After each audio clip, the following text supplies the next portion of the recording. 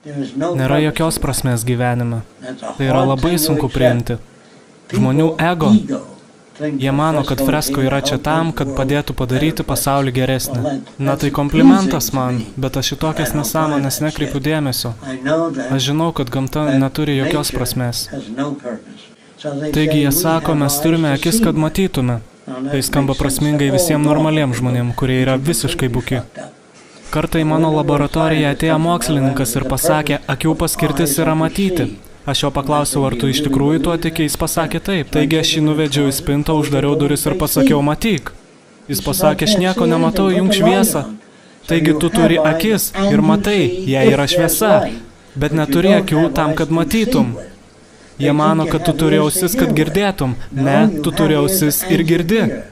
Kai kurie gyvūnai sukinė ausis įvairiomis kryptimis. Du ūkininkai vaikščiojo keliu ir vienas pasakė kitam, girdėjai, broliai Raitai bando sukurti skraidantį aparatą, kitas vaikinas nusiekė, nusispjovė ir pasakė, jeigu dievulis būtų norėjęs, kad žmogus skraidytų, jis būtų gimęs su sparnais. Na, jei dievulis būtų norėjęs, kad tu dėvėtum rūbus, tu būtum gimęs su kostiumu.